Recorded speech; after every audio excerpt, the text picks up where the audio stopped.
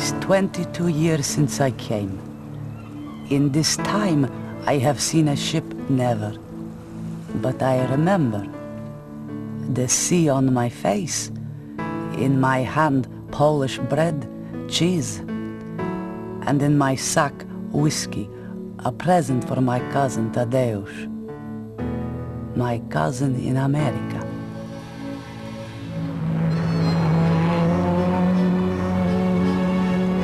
Between 1900 and 1917, 8 million immigrants crossed the Atlantic to start a new life in America. In this new world, it was said, there was a chance for everyone to succeed, to prosper, to live the American dream. But how far could America fulfill such expectations?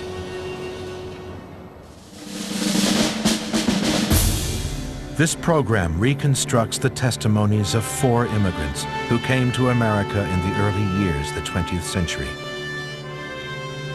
Their words survive because in the late 1930s, they were interviewed by the Federal Writers Project, an oral history project paid for by the U.S. government.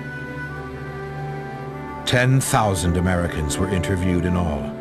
Their lives, their experiences written down, filed away in the Library of Congress. 10,000 American voices.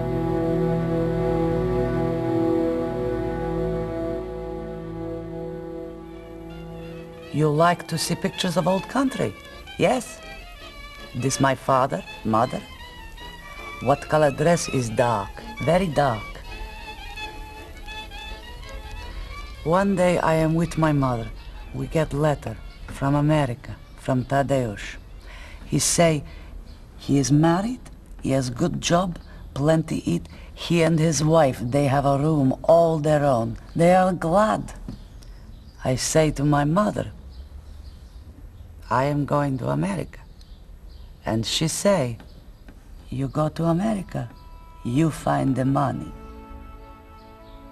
All day long I work in garden. Everywhere beets and cabbages, beets and cabbages. Too much, too young.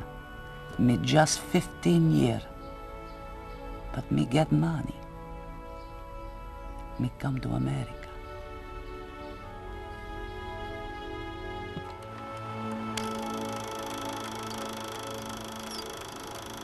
The year Catherine Corona left Poland, 1916, Europe was tearing itself to pieces.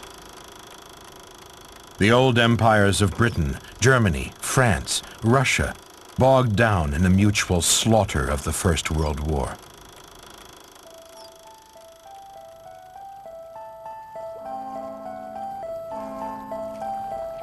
The immigrants that arrived in America turned their backs on this old world. They fled the poverty of peasant life. They fled a world governed by class, stifling opportunity. Many fled religious or political persecution. Herman Kirschbaum was a Russian Jew from Courland in what's now Latvia. When I was 15, I ran away from home. Took some money from my father's desk, ran away.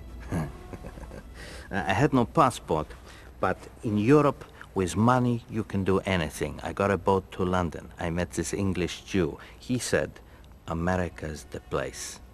You see, I had no trade. At that time, in Europe, no Jew was allowed to learn a trade. All over Europe, it was the same. He said, in America, you can learn a trade. So this London Jew and I, we came together. I had money, but no language. He had no money, but he knew the ropes. He knew his onions, you know? I bought his ticket. We landed in New York. This is 1912. Oh, the first thing we saw was the statue, you know? In the harbor. I mean, liberty, you know? It's hard to understand if you're born here, but I came from Greece. I came with bright hopes. I came with love of liberty. I don't look back. What did Greece give to me? Nothing. What did America give to me? Puh, everything. The words of a Greek restaurateur, Tony. We don't know his surname. His testimony gives few details of his arrival. But most immigrants from Europe were processed here, at Ellis Island, just off Manhattan. They'd pass under the watchful eye of medical officers, alert for mental or physical illnesses. There were confusing forms to fill in, 29 questions on their status and prospects. But that was nothing compared to what was to come. Next stop, New York. As bewildering then as it remains today.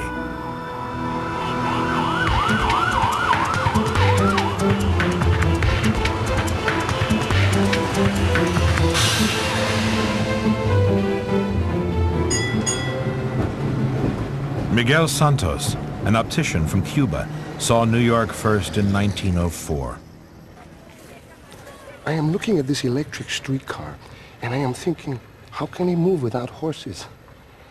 I go to the museums, I go to the aquarium, I hear Caruso sing at the Grand Opera. I see so many things. The Flatiron Building, and the Brooklyn Bridge, and the subway, and down at City Hall, the rush hour. One thing I do not like is I cannot sleep because of the sound of the elevators. The noise, always the noise. To get used to it. I thought New York was the best city in the world. I still do. I walked into this restaurant on Rivington Street. It's on the corner of Eldridge. I remember it as well as yesterday. I should drop down dead if I didn't. For 15 cents, buy a 4 or 5 course meal. I had soup, a big meat order, and good. And dessert, tea, coffee, and on top of that, they gave you a big soda, you know, from the soda fountain, free. And if you give the waiter a nickel tip every week, he's your friend for life.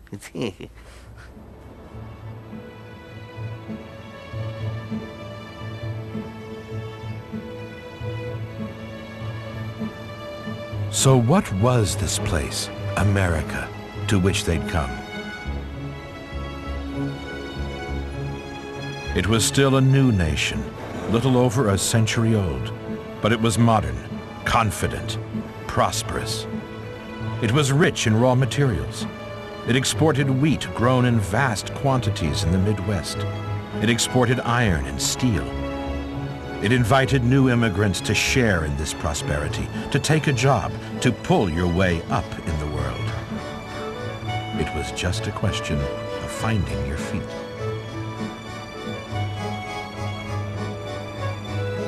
Herman Kirschbaum settled in what he called the Jewish ghetto on the Lower East Side. It's around Seward's Park, you know, and a little further down, plenty of Jews there. I thought I'd never seen so many Jews. As a matter of fact, I never had. And friendly. So, anyway, my money runs out. I have to start working. I sold shoelaces for a while. Then I got a chance to learn the fur business. I jumped at it. Within 2 years, I was earning $50 or $60 per week. From shoelaces to $100 per.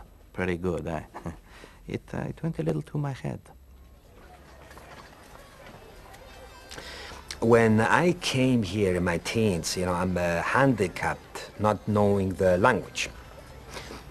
Anyway, I'm working in a hot cleaning parlor. This customer says to me, he says, how would I like to learn the restaurant business? So, that's what I do. And I'm mingling with the customers and I'm learning, you know. And when the time come to marry, I marry an American girl.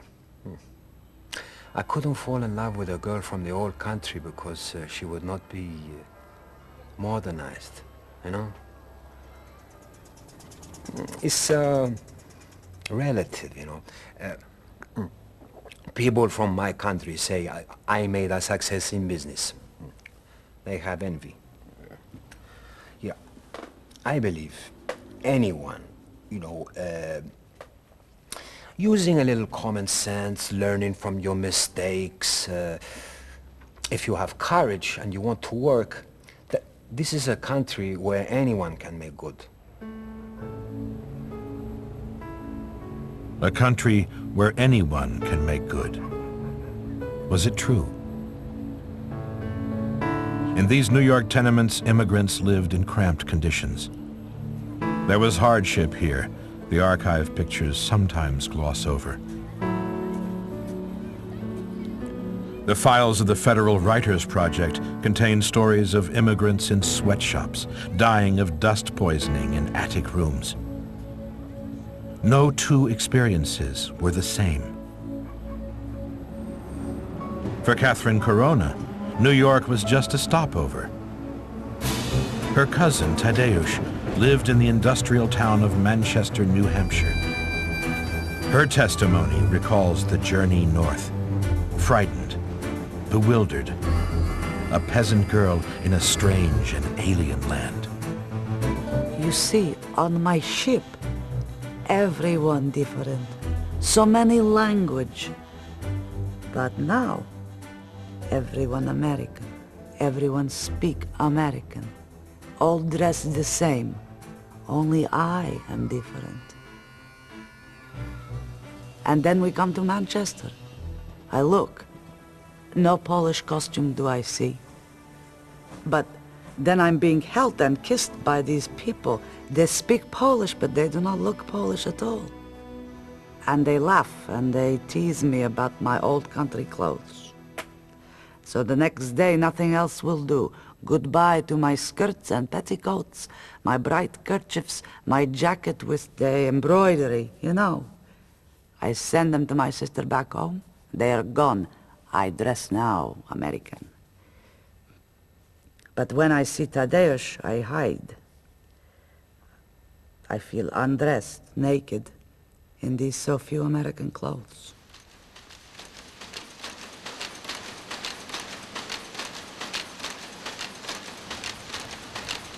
Tadeusz had arranged for Catherine to work here, in the Amishkeg textile mills. She worked alongside American women of French and Irish origin. Quite a contrast from gathering beets in some Polish field. I stand by the loom. I watch for broken threads. I am so proud. I sing, I laugh. Me, I have job in America. I send dollars home. $5 American for my mother. But her testimony begs a question. Was it really so easy to leave your old culture behind, to discard your past like a set of old clothes? America's president, Woodrow Wilson, hoped so. For him, America wasn't just some bolt hole from Europe. It was a nation in its own right, with its own identity and culture. But that culture was the culture of the old establishment, white, Anglo-Saxon, Protestant, people like him. And the new waves of immigrants, mostly from Southern or Eastern Europe, struggled not to feel like outsiders, struggled to be accepted.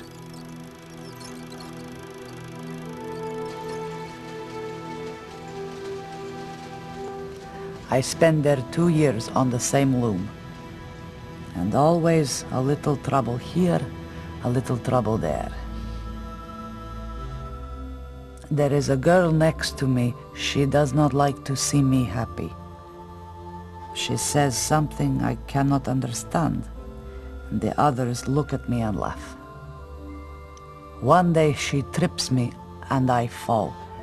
I break my finger, my food is fallen on the floor. Ai, Polander. Ai, Polander. I have no lunch that day. I have dignity. I will not eat the food from the floor. Sure, yeah, I had trouble like that once. I was on a streetcar, not long after I arrived. I was looking out the window. I saw some schoolboys. Maybe I look funny to them, I don't know. Anyway, one of them had a rock. He throws it through the window. It's a deep cut, you know, it bled pretty bad. Yeah, I'm so excited to be in America. It made me feel a little unwelcome. But that was a long time ago.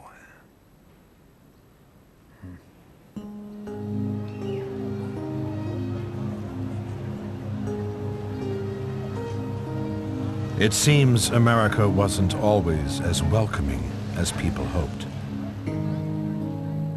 And so the American melting pot became a kind of simmering stew. Different cultures keeping apart through pride, but also through self-protection. You want to know the truth? The word liberty is very much heard in the land of Uncle Sam. So how come when we come here, we have to stick together because of the hatred Americans feel toward us? They get drunk, they pick a quarrel. I said to one of them, "Why you talk to me in this contemptuous way?" And he's closing his hand to threaten me. So I am throwing the first chinbombasi, you know, punch. And this policeman, he comes to arrest me. And you talk about democracy. You talk about the rights of man.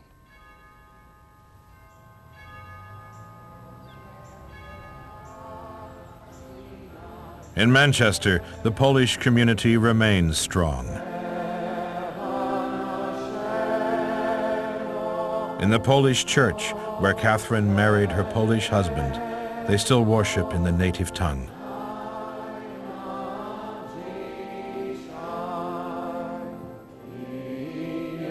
It was a balancing act, becoming American while keeping your own culture intact.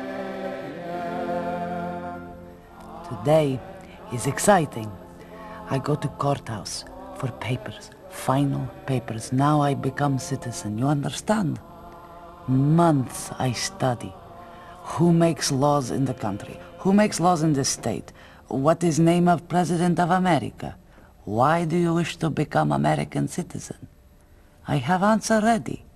To hear my children say, of course my mother, she votes. She is American citizen. But, shh, secret, I not say this. Also, I wish to become citizen to join the Polish American Citizen Club. We go to dances. We march, we wear uniform, beautiful uniform. Cape red, gloves white, and a badge as large as a silver dollar.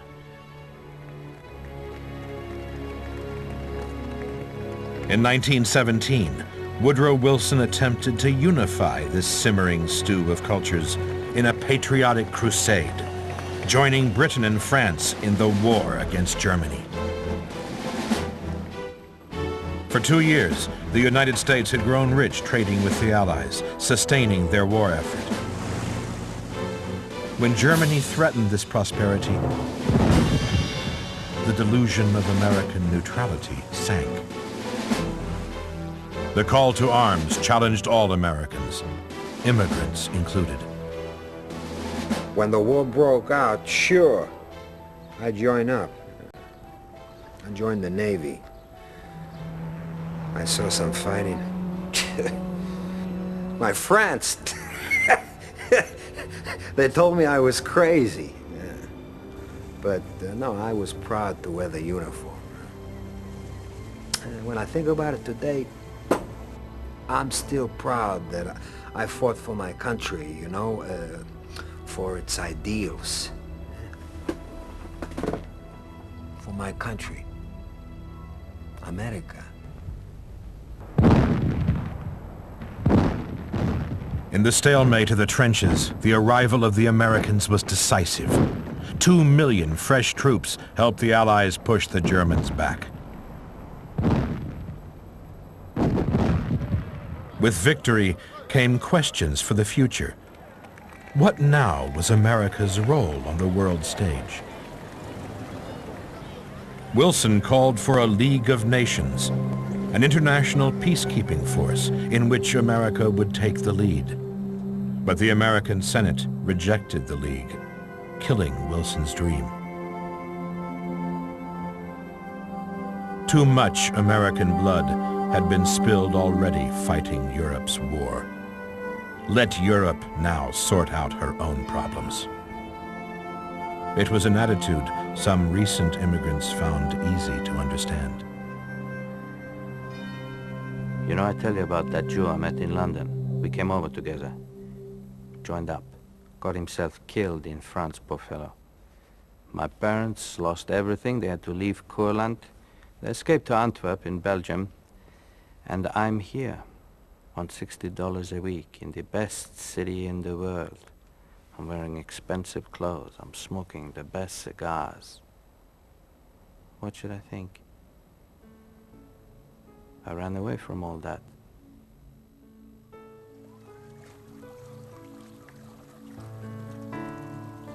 From 1918 to 1924, another 1 million immigrants arrived at Ellis Island. But America was closing the door, limiting the flood of un-American people, un-American ideas. They imposed literacy tests, quotas. Meanwhile, those who'd already arrived learned in their turn what it meant to be American. Nations within a nation.